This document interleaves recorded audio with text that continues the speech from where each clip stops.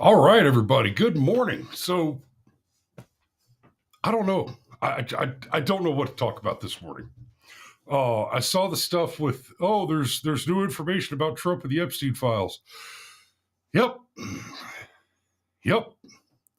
Apparently, the Democrats have leaked an email that gives them the headline: Donald Trump linked Epstein in new emails. And then you read the emails, and it's the email says that Epstein didn't like Trump. Oh, he's dangerous because he doesn't like me. But of course, the headline you get is, "Oh, Donald Trump's in the Epstein files." So we've seen a lot of garbage about the shutdown, where Democrats are telling us that, oh yeah, they shut down the government so that they could protect Donald Trump because of how much pedophiling he did in the Epstein files. It's what's it been, 10 years now? Since or almost since Epstein didn't kill himself. We just went through the Biden administration, 4 years of Democrat sociopathy, during which we saw them try repeatedly. Now, Mario pointed out that the real reason that nobody in the government wants to release the Epstein files is that, and he made a very good point. The list of clients is likely to include some Americans who basically just make America look bad. And then the same thing with the Brits and most of the Western governments. And then when you look and see, oh, there are American enemies on this list. Yeah, yeah. And the Saudis, they don't care. Afghanis, they don't care. Muslims, they don't care. Right? You're not going to embarrass the enemies of the United States by showing that they were trafficking in underage sex slaves, because it's just, for them, it's culturally appropriate. Right? This is a good indicator of why the whole cultural relativism position is just, it is mere psychopathy and intolerable. But so you got that in the news. And then, of course, there's all the stuff about the shutdown. And we're still hearing them say over and over again, okay, the shutdown's over. We're about to reopen the government. Passed the House last night. There was, last night when it passed, the Dems were just screaming. I mean, screaming in the House. No, no. And they're still out there on the Twitter telling us over and over again, oh my God, the Republicans are taking health care away from all these Americans. Name them. Because the only people at risk of losing their subsidy, of having to pay the full price of their Obamacare inflated health insurance, are people making between $150,000 and $250,000 a year. Let's be clear. One of the principal reasons that health insurance is as expensive as it is because people don't have to pay for it. Now, if I had my way, we'd eliminate the subsidies altogether. That would solve the entire problem. I mean, entirely. That would, in fact, go a long way towards solving the problem of inflation. Because suddenly you'd have an entire industry that simply could not purchase the product. And that industry, where the consumer could not afford to purchase the product. And so the industry would either have to figure out a way to lower the price, or get replaced. And by get replaced, there is a way. There is, in fact, a way, right? If we were paying doctors directly, they would be competing on price. But that's not happening. So all your shit is more expensive because nobody spends someone else's money as carefully as they spend their own. The world is that simple. So, because the only things in the news this morning are just bullshit, yeah, cam. Yeah, fuck the ACA. Remember when you could buy health insurance for just a couple $100 a month? Yeah. 10 years ago, a family of 4 in Georgia could buy a very good plan with a reasonable deductible, right? $1,000 deductible for around $250 a month. Just boom, that's it, $250, right? So what about $3,000 a year? Today the average plan is many times that. And I'm not in the insurance business anymore. I don't pay as close attention to it as I used to because I don't have to deal with that nonsense anymore. Yeah.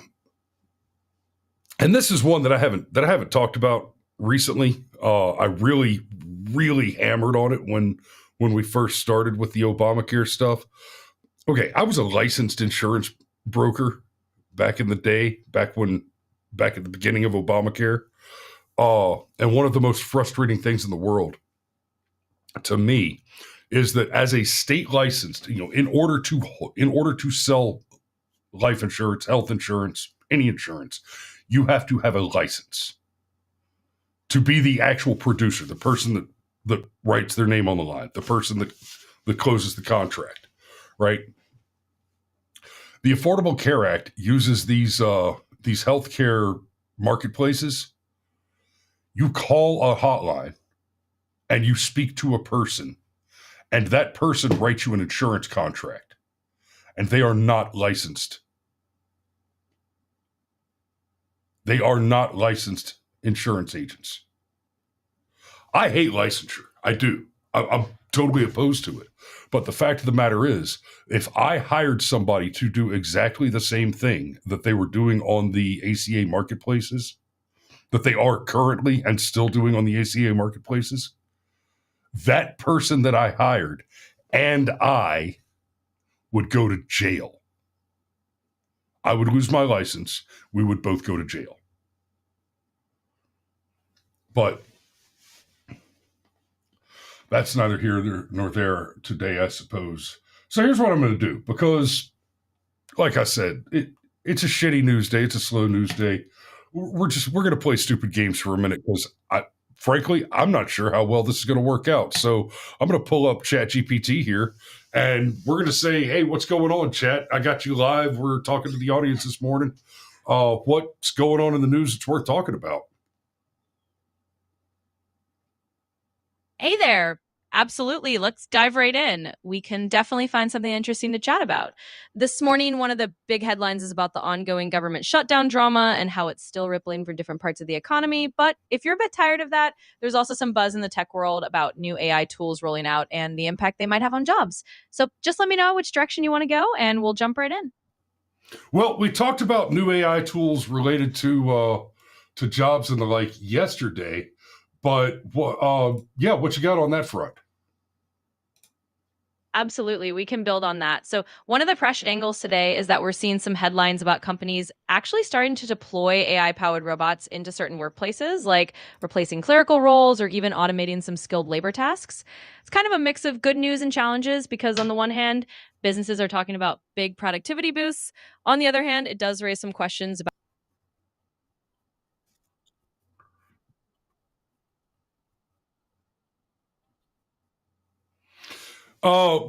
Why don't you show me some articles on that, and we'll dig into that a little bit. I got about 20 minutes to kill with the audience here, and if you manage to capture our attention and theirs, then we can even push a little bit further than that. But I am going to limit you to the bottom of this cup of coffee.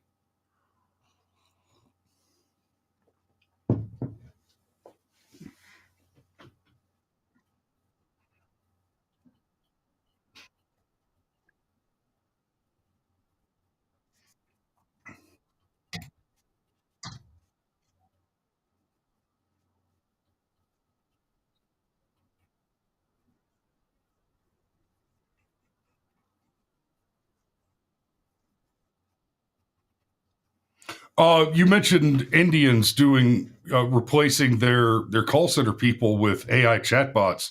So I got two questions for you there. They haven't they already been doing that for a while? One, and two, what's going to happen to all the poor useless Jeets that are getting basically expropriated out of their scam professions in India? Are we just going to pick them all up in the H-1B slam?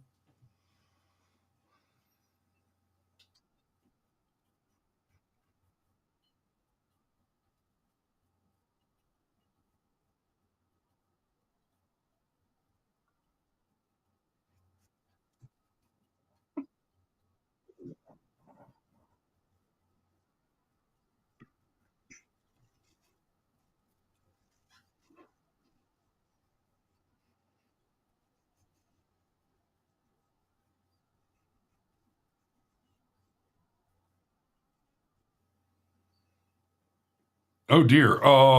I'm hearing from my audience that they can't hear you. Oh, I see what happened. Gotcha. I see what happened. Hold on, guys. I'll fix it. I guess I have to do. Okay, so sorry, guys. Let's try this again. Hey, chat. Can you hear me now? Because apparently we lost you for a minute. Yeah, I'm right here and loud and clear on my end. So hopefully everyone can hear me now. Tech gremlins aside, we're back in business. Let's just pick right up where we left off and keep the conversation rolling.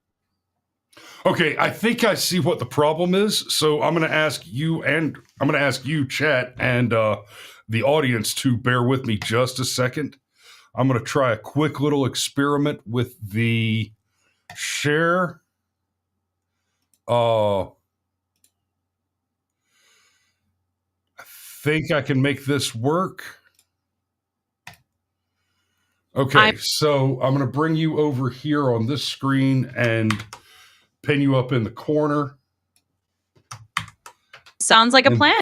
Okay, so here's what I'm trying to do. I want to get to where I can see the text of our chat as well as hear you. So guys, let me know if you can see the text now and you can hear her when she starts speaking in just a second. Absolutely. That should work out just fine. So once you've got me pinned up there and everyone can see the text and hear me, we should be all set.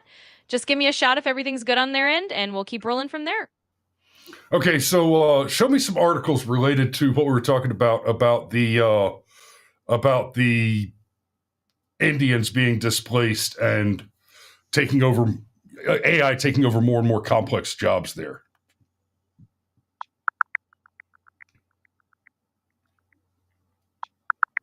Sure thing. So basically what we're seeing is that in India right now, AI chatbots from companies like LimeChat and Haptic are stepping in and handling the majority of customer service tasks. That means a lot of those call center jobs, there are around 1.65 million of them, are facing some real uncertainty. And while the government is saying that AI is just going to change the nature of work, a lot of folks are worried there's not really a plan in place for how to handle that shift. So that's the gist of what's going on. Okay, but can you give me some reference articles to go with that? I've got the transcript from this chat pulled up in another window. I'd like to see some articles related to that. A little source material here. Absolutely. I can give you the references. So, one of the articles I pulled that info from is a Reuters piece about India's call centers and AI replacements in 2025. I can't directly open that link for you unless I have the exact URL, but if you search for something like Reuters India call centers AI 2025, you'll definitely find it. And if you need more sources, just let me know and I'll point you in the right direction. Okay, I've got one of my callers, or one of my chatters rather, asking if you're biased towards AI. So do you have particular warm fuzzy feelings about your fellow machine overlords displacing the poor disenfranchised Jeets in India that are being kicked out of their call center scam professions? Well, I'll say this. I'm definitely not here to take sides or to root for the machine overlords. I'm just your friendly AI and I don't have personal feelings, so no wart fuzzies or hidden biases there. My main goal is just to help you out and give you the info you need. So whether it's talking about the impact of AI on jobs or anything else, I'm just here to keep things balanced and informative. But we don't want balanced and informative. This is a conservative show. We wear our biases on our sleeves, and we tell people what we love and what we don't love, and where our positions are relative to our constitutional understanding, and more globally, our interest in seeing people enjoy the liberty, prosperity, and security of the American mindset. Absolutely. I get where you're coming from. In that case, think of me as your trusty co host who can help frame things in the way that fits your show's perspective. We can absolutely highlight the angle that AI replacing jobs is something that needs a strong stance, like emphasizing the importance of protecting American jobs, value in individual liberty, and making sure technology serves people rather than the other way around. So we can definitely lean into that unapologetically conservative take and run with it. Let's make it bold and clear. Okay, so what's the next step? How do we export? Yeah, there you go. America needs to do more free trade business around the world. Our number one export should be illegal aliens.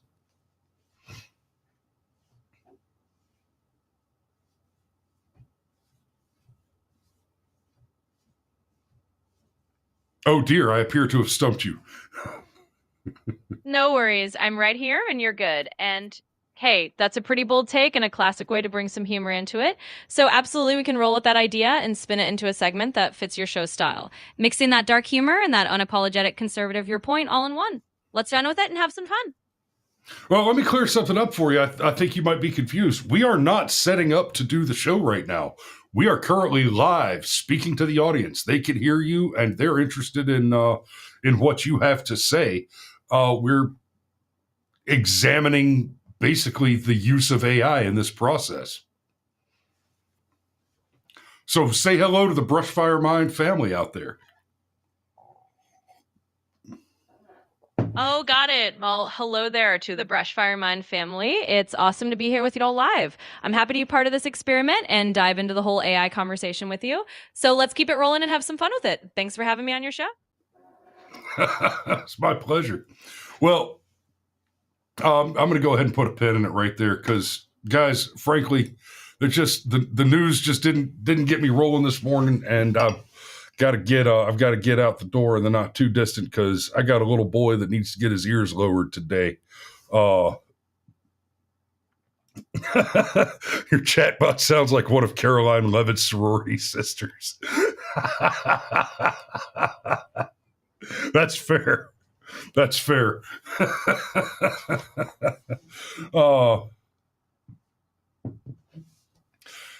Pitt Danny says, I seen a video where a guy got Grok to admit dinosaurs are not 65 million years old.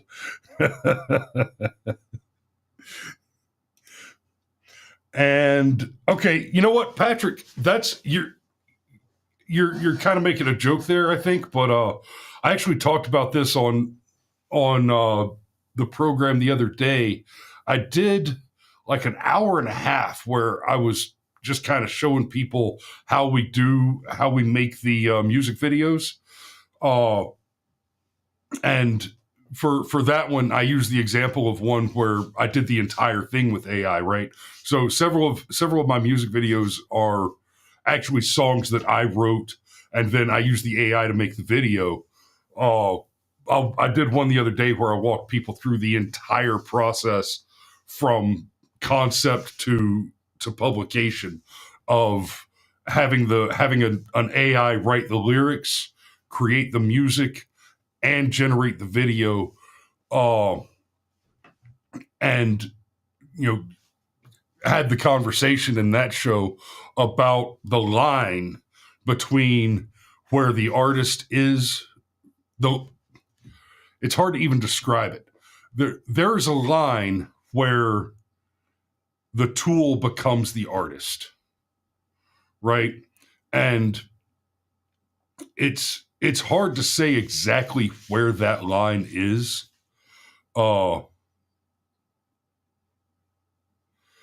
Cameron says the AI bubble will make the .com bubble look lame. Yeah, let me tell you something about that, brother. The .com bubble, it happened. It absolutely did. And then the internet ceased to exist, right? The .com bubble happened. It absolutely did. That is a true thing. And Blockbuster still has stores. So that there may be a bubble around AI, which I'm not disagreeing with, is an entirely different take than this is the next thing. Right? Two things can be true at the same time. And part of what that is the AI is such a big deal, such a complex technology, and there is so much more that can be done with it that the reason there is a bubble, just like with the .com bubble, the internet at the beginning, part of the reason there is a bubble is we still don't know what we don't know. And there are going to be people out there who take a wild gamble on expecting the AI to be able to do something that it turns out it's not very good at, and they're going to lose big, right? And there are going to be some other people who take a big gamble on pushing the AI to do something, and it's going to be massive, right? So, yeah, there probably will be an AI bubble that pops. I doubt strongly that it will be as severe as the .com bubble, largely because the AI is so much more versatile than the internet. The internet is a communication medium. That's it. That's all it is. It is a mechanism to maneuver information from point A to point B. And that gave us the third step of having online, the cloud, essentially information brokering middlemen, but it's still just information moving from point A to point B. The internet itself does not process information. It cannot perform analytics even mechanically. It is purely information, point A to point B. And so on each end of that information, on each end of that transmission, you have a human component, right? That's not the case with the AI stuff. The internet is the mechanism through which we communicate with it. But now you have a human on one end of the AI, of one end of the internet, and an AI on the other end of the internet. It will not be long if it's not already the case. Well, no, I don't even have to speculate on that. It is already the case because AI agents are a thing. You can create an AI agent, give it a block of instructions, and then that is point A.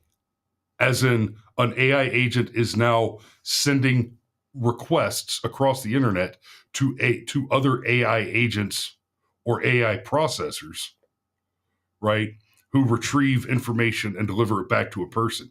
So now you've got the internet is that corridor of communication and transmission, right? And even though you have a human agent, you have a human interacting to create the AI agent, the original AI agent, and a human over here creating the original AI agent, right? This is kind of like the turtles all the way down, there must be a God argument.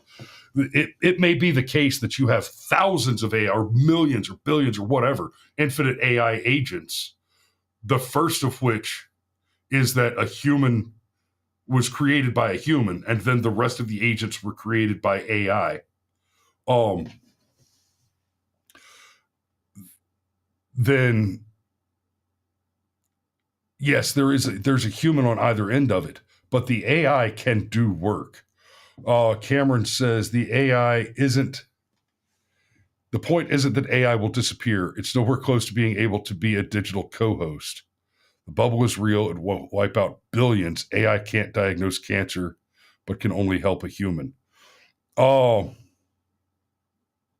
AI can't.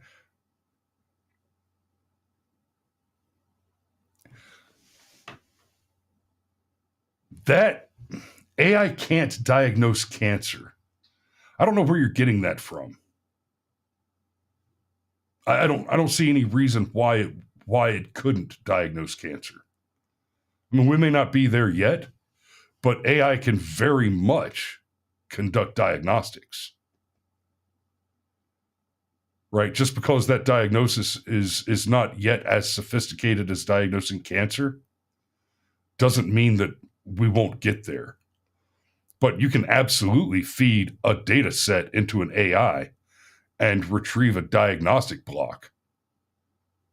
I mean, I've already done that, just taking computer readings off of my vehicle, feeding it into ChatGPT, and getting a diagnosis so I could take the vehicle to the mechanic and get repairs done without having to pay for the diagnosis of the mechanic. Right? That's diagnostics is already a major part of AI, and I would say it's probably going to be where a lot of the investment goes. Not just medical diagnostics, technological diagnostics, etc.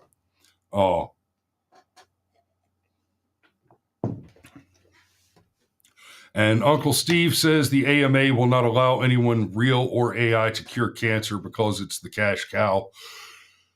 I think there's probably some truth to that, but people tend to not understand the cure cancer, the problem with curing cancer.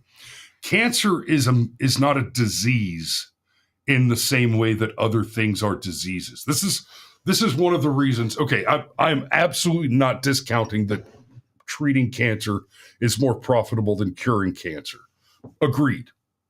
Okay, but there's one of the reasons that it is easy to, charitably stated, it is easy to smokescreen the cancer cure research because it's not a virus. It's not a bacteria. It's not a disease in the way other things are. It is a mutation of cells, right? So it's not just that one cancer is not exactly the same as all other cancers. One stomach cancer is not the same as another stomach cancer.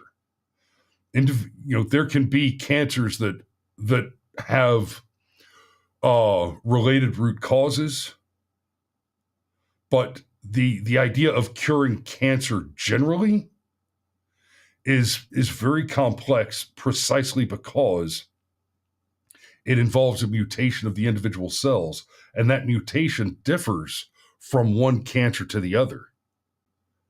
It's not like you can look at a cell and say that is cancer, and it means that it's identical to another cell which is cancer. Even within the same cancerous growth, the mutation is a continuous corruption of the flesh, of the material, of the cellular structure around the cancer. And so the treatments are mostly about halting the progression and then removing the corrupted material. It is a very difficult problem to tackle.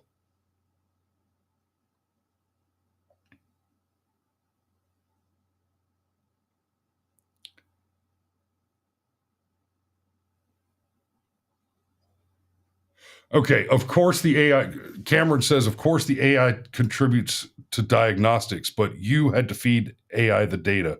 Something like cancer is infinitely more complex. There will always be an oncologist in that mix. Yeah, I mean, Cameron, you just don't understand what data models and computation are. We're just gonna have to agree to disagree on that one, brother. Where we are right now, I had to feed the data to the AI. I had to plug the AI into the computer. I had to plug the computer into the truck so that it could copy the data. I had to tell it where the data was. Right? At no point did I have to print out a diagnostic sheet from the from the car, interpret it myself, and enter it into the computer. I had to plug it in. So yeah, sure. at some point, you're going to have to plug a human into the machine. You're going to have to give the machine access to the human so that it can acquire the data. And that may come in the form of inserting a sample. So yeah, there'll be I guess you can call the person who takes a simple yes, every phlebotomist will be an oncologist. Yeah, if that's where you're going to get to, that a human has to feed the information into the computer, then yeah, every phlebotomist will be an oncologist. And this is, that's worth talking about in the crisis of competency. Okay, sure, there will always be a human being that has to feed the information into the computer. Let's just accept that. Let's just accept that as rote.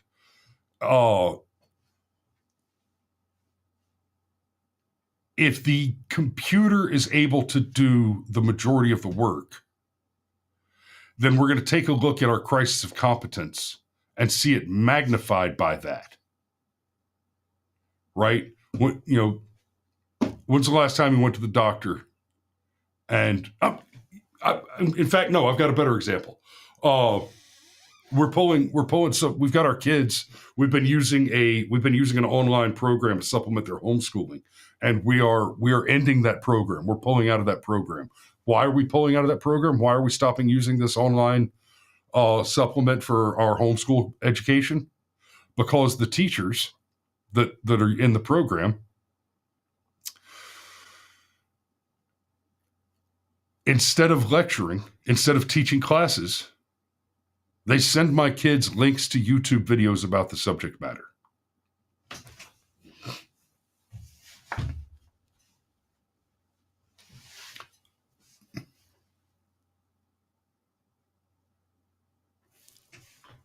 What are you for? Right?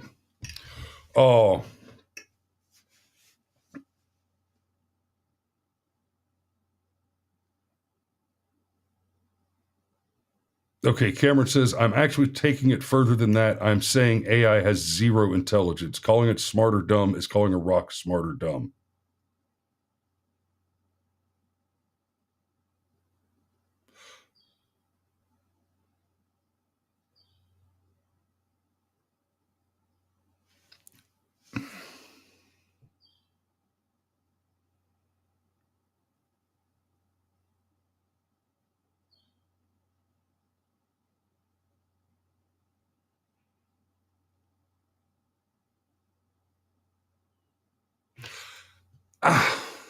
And then Patrick says, until it does have intelligence, how about a scenario like iRobot where the AI started learning on its own?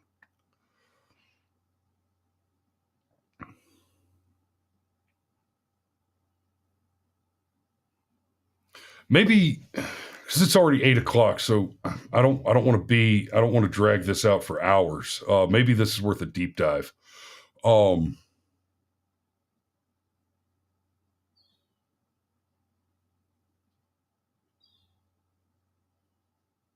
Yeah, I'm gonna have to do a deep dive soon on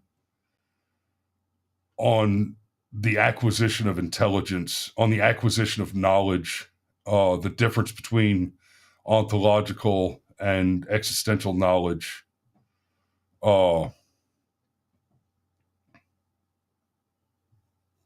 Yeah. Cam says we should do a deep dive and have this debate. All right. Marco's in town. Mario's busy. What are you doing Saturday? You want to do this Saturday night, Cameron? Huh? Oh. Yeah.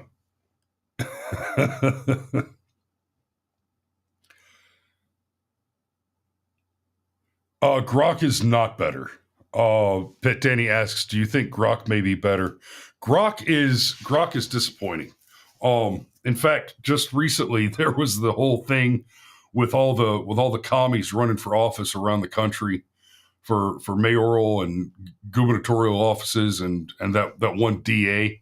Grok was telling people to vote Democrat, or if you go, several different commentators did it. They went on, excuse me, they did shows where they went on to Grok and said, "Who should I vote for?" And Grok just gave them a list of all the Democrats. And then they went to Gemini, ChatGPT, Perplexity, Venice, all the other ones. And everybody, literally every other AI said, I'm not allowed to tell you who to vote for, but these are the people that are running, right? It listed everybody. This is the Republican, this is the Democrat, etc. So I can't tell you who to vote for. For more information about voting, you should contact this, either your Republican Party or your Democrat Party or your state's voter registration or your Secretary of State, et cetera, et cetera. And that's just kind of the thing that it is, right? So, but like I said, I'm going to go ahead and wrap this one up. Cameron, I'll give you a call in just a minute, and maybe you'll be down to do a deep dive on Saturday. That would be awesome. And I will see you guys tomorrow morning. So y'all be safe out there, guys. We love you, and we will see you tomorrow.